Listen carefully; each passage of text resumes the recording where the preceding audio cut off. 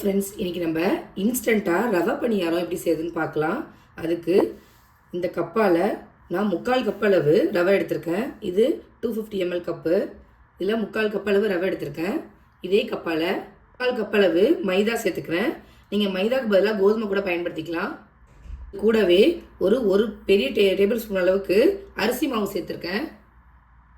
அப்புறமா இது கூட 3 ஸ்பூன் அளவுக்கு தயிர் சேர்த்துக்கிறேன். நீங்கள் ரவை வந்து வறுத்தது வறுக்காதது எது வேணாலும் யூஸ் பண்ணிக்கலாம். இந்த கப்பால் மாவெல்லாம் எடுத்தனும் அதே கப்பால் 3/4 கப் அளவு சுகர் எடுத்திருக்கேன். இதை ஒரு மிக்சி ஜாரில் சேர்த்துட்டு இது கூடவே 2 ஏலக்காய் சேர்த்து பவுடர் பண்ணிக்கலாம். அரைச்ச சர்க்கரையும் இது கூட சேர்த்துக்கோங்க. இது கரெக்டான அளவாக இருக்கும்.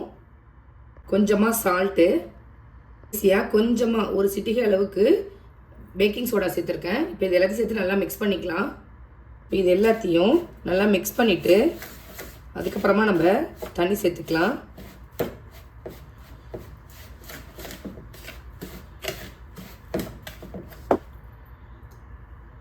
கொஞ்சம் கொஞ்சமாக தண்ணி சேர்த்து நல்லா மிக்ஸ் பண்ணிக்கோங்க. பாருங்கள், நான் இந்த அளவுக்கு மாவு கன்சிஸ்டன்சி இருக்கிற மாதிரி கரைச்சி வச்சுருக்கேன். இதில் ரவா சேர்த்துருக்கிறதுனால ஊறினதுக்கப்புறமா மாவு வந்து திக்காயிடும். ஸோ ஒரு 10 நிமிஷம் அப்படியே ஊறட்டும்.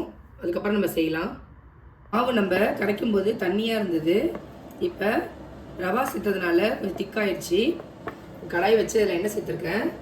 இல்லை ஒன்றா உள்ளே சேர்த்துடலாம். இப்போது இந்த மாதிரி கொஞ்சம் கொஞ்சமாக சேர்த்து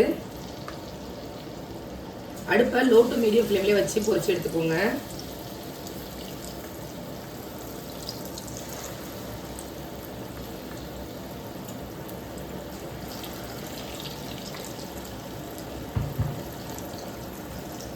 ஒரு சைடு வெந்ததும் திருப்பி விட்டுக்கோங்க.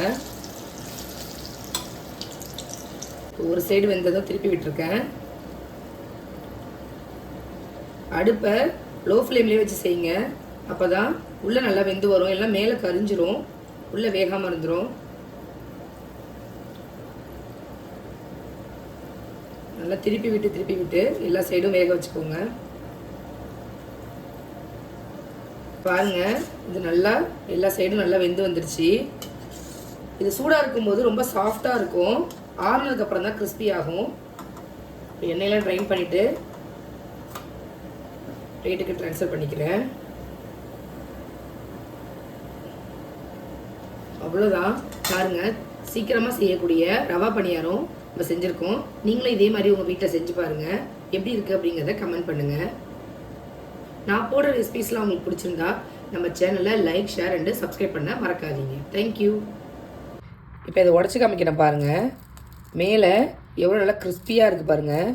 அதே மாதிரி உள்ளே நல்லா சாஃப்டாக சூப்பராக இருக்கும். இங்கே பாருங்கள் எவ்வளோ சாஃப்டாக இருக்குன்னு.